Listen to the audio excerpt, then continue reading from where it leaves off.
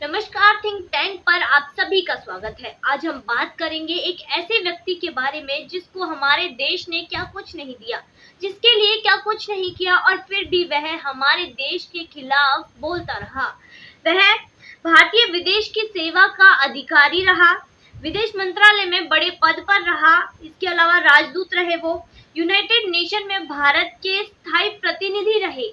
इसके अलावा जो माइनॉरिटी कमीशन है उसके चेयरमैन रहे, अलीगढ़ इस्लामिक यूनिवर्सिटी के वाइस चांसलर रहे।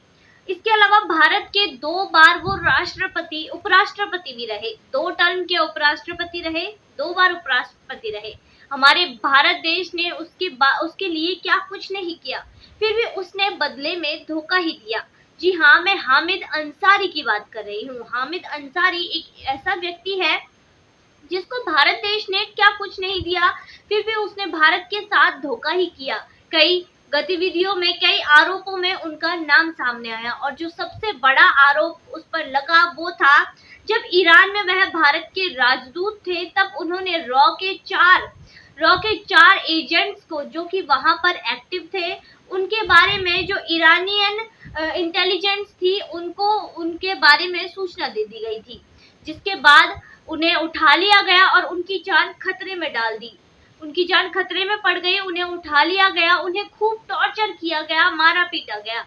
जब तक कोई एक्शन नहीं लिया गया, जब तक कि एजेंसी जो एम्बेसी की वहां की महिलाएं थी, उन्होंने वहां जाकर एक मोर्चा नहीं निकाला था, वहां पर प्रदर्शन नहीं किया था, तब तक कोई भी ऐसी एक्शन नहीं लिया गया था। और इसके बारे में खुद जो एम के सूद हैं, रॉ के अधिकारी हैं, उन्होंने अपनी पुस्तक में लिखा है। इस सभी एक्टिविटीज में, इन सभी गतिविधियों में यह सबसे बड़ा आरोप था कि रॉ के बारे में ही जो है, बाहर जो लोग रॉ के एक्टिव थे ईरान में, उनके बारे में ही उन्होंने भारत के खिलाफ जाकर रॉ के एजेंट्स की सूचना ईरानियन एजेंसीज को दे दी थी। और सिर्फ इतना ही नहीं, पाकिस्तान के अधिकारियों से भी यह मिलता था और उनको भारत की संपूर्ण जानकारी उन तक पहुंचाता था। पाकिस्तान के लिए भी यह जासूसी की तरह ही काम करता था।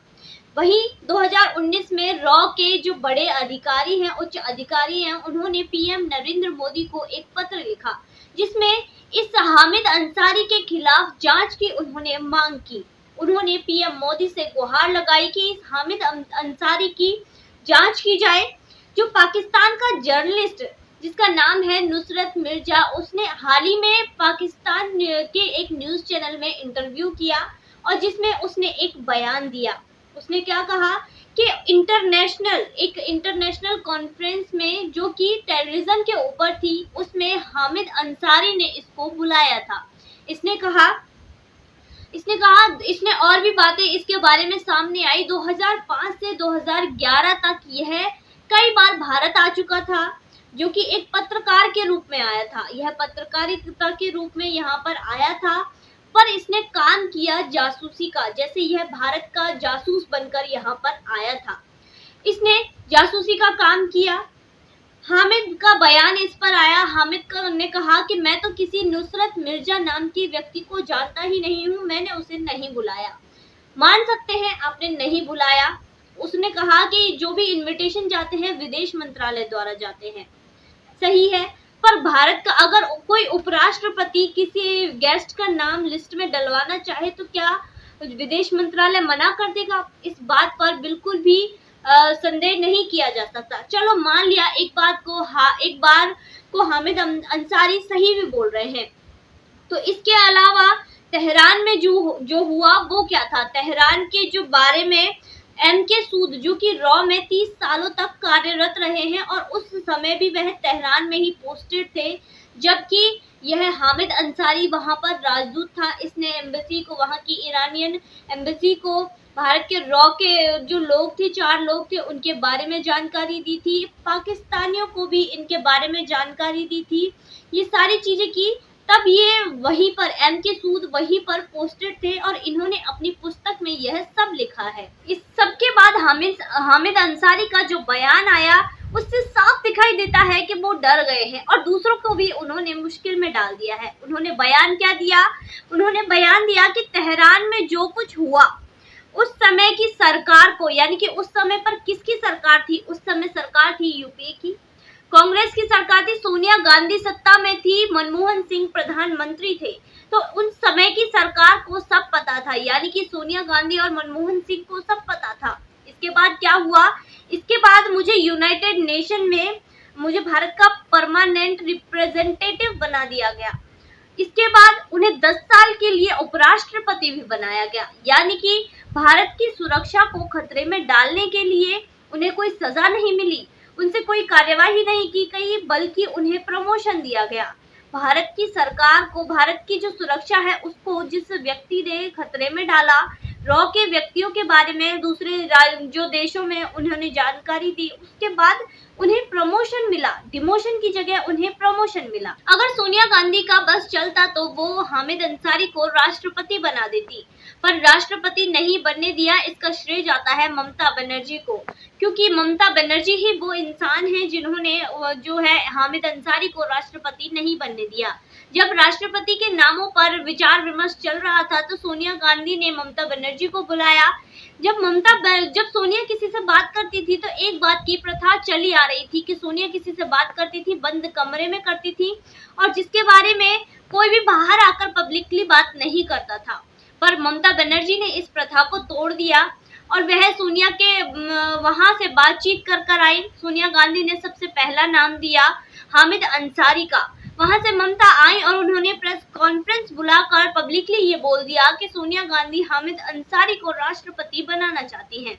इसके बाद प्रणब मुखर्जी को नहीं, तो इसके बाद प्रणब मुखर्जी एक्टिव हो गए। उन्होंने जो है मुलायम सिंह यादव और ममता बनर्जी ने फिर एक और बार प्रेस कॉन्फ्रेंस बुलाई और उन्होंने कहा कि अगर एपीजे कलाम चाहे तो हम उनका सपोर्ट कर सकते हैं दूसरे टर्म की जो है राष्ट्रपति बनने के लिए, हामिद अंसारी का नहीं। तो उस व्यक्ति ने जब 2014 में मोदी सरकार आई तो लोकसभा जो राज्यसभा थी वहां पर बीजेपी और एनडीए का समर्थन नहीं था, तो वहां पर हल्ला हंगामा किया और बिल लटकाने की कोशिश की। कोई भी सरकारी काम नहीं होने दिया, सरकारी कामों में बाधा डालने की कोशिश की। उसने अपनी बुक में, अपनी जो लिखी हुई किताब है उसमें खुद ही जिक्र किया है कि एक बार पीएम मोदी मेरे कक्ष में आए और उन्होंने मुझसे पूछा कि आप सरकारी काम क्यों नहीं होने देते हैं।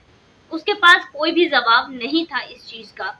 इसके अलावा उन्होंने अपनी तरफ से ही कई नियम बना दिए कि जब तक हल्ला हंगामा होता रहेगा मैं कोई भी बिल पास नहीं होने दूंगा, कोई भी काम नहीं होने दूंगा। उसने अपनी ही तरफ से ये नियम बना दिए। लोकसभा में यही होता रहा है, यही होता था, और यही जो चीज है अपनाई कांग्रेस ने, यही चीज अपनाई। वो भी हल्ला हंगामा करता रहता थे और कोई भी जो काम, सरकारी काम होने नहीं देते थे, बिल को लटकवा देते थे कि हल्ला हंगामे के बीच कोई भी बिल पास नहीं होगा और यह काम रुक जाएगा और इस सरकार की बदनामी होगी। 26 जनवरी 2015 की बात करें तो गणतंत्र दिवस था, भारत का गणतंत्र दिवस। इस दिन यहाँ पर जो है भारत के अमेरिका के राष्ट्रपति, जो तत्कालीन राष्ट्रपति थे बराक ओबामा, वो यहाँ पर चीफ गेस्ट के रूप में आए हुए थे। उस समय राष्ट्रगान बज रहा था, राष्ट्र ध्वज को सब लोग मिलकर सलामी दे रहे थे और हामिद अंसारी चुपचाप खड़े थे, उनके हाथ नहीं उठे भारत के राष्ट्र ध्वज को सलामी देने के लिए।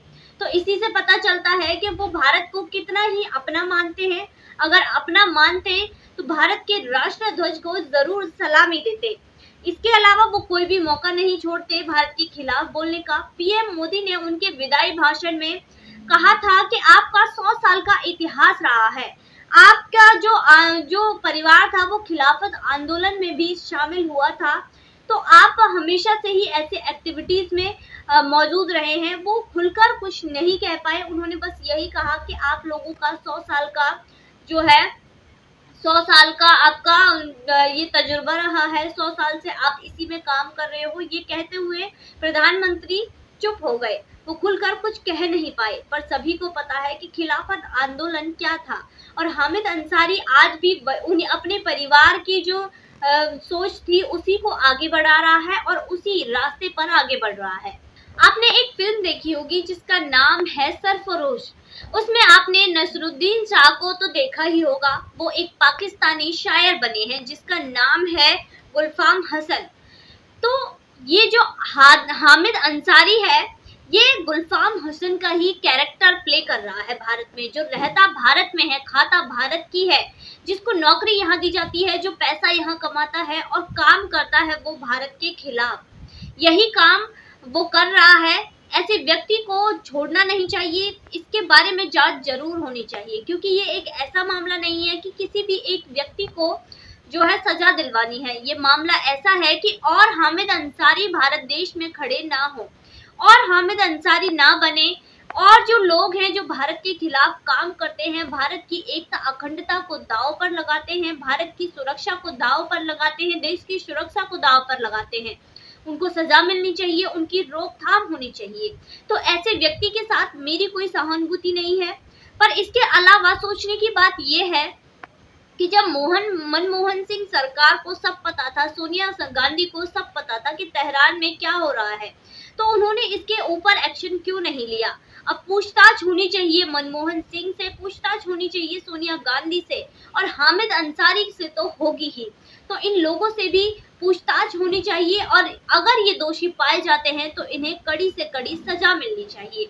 तो आज की वीडियो में बस इतना ही। फिर मुलाकात होगी नई वीडियो नए विषय के साथ।